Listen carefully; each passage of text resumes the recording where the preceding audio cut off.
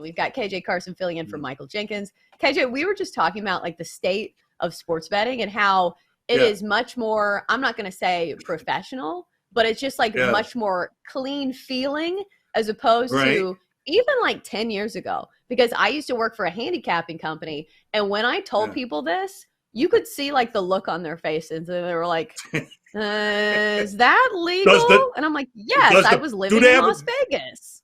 It's like, do they have a front door, a side door, or just kind of a back door? You know what I mean? Like, right. You know, like, how do you enter in? Yeah, it's a one way in, it's a one way out type place. You know, like, you're absolutely right. It reminds me of my wife and I. We've been married like 15 years now, and there was this restaurant we used to go to, and it's interesting how, like you said, how things have changed. Where the restaurant used to be half smoking, half non-smoking, right? Now, thinking the time and era where we are now, like, there are no restaurants that have a smoking section anymore. Like, that is so gone unless it's a bar, right?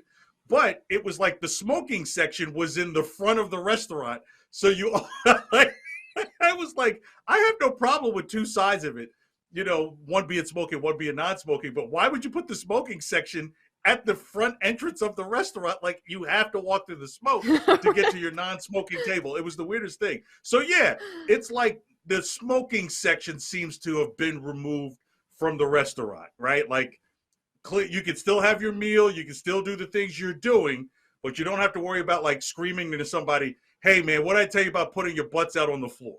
Like, hey, you're not going to tell me not to put my butts out on the floor if I'm the one who pays for this floor. And if you want me to continue playing for the floor, you bring me some more cigarettes. So you don't have to worry about that aspect anymore, for sure. Even though I wonder if those type guys who are around for like that era of sports betting, look at us now, and it's all just like, you know, people looking at numbers and all of these stats and like player props and just very specific, and it's almost like doing homework. As opposed to these guys that were just, you know, doing it, you know, it seems like just for fun and off a hunch. But you're right about smoking. I think that's the one thing that sucks about casinos.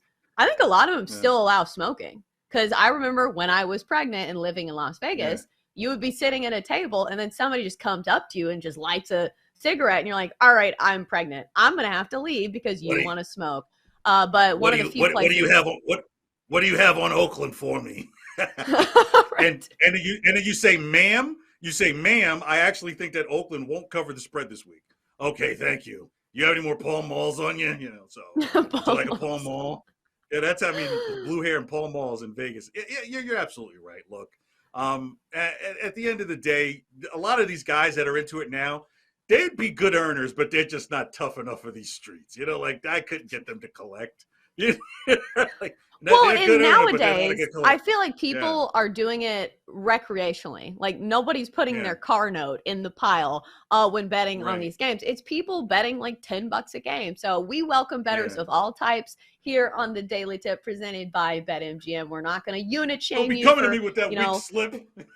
Right? I'm not taking anything less than 10 large on this game. Get out of here.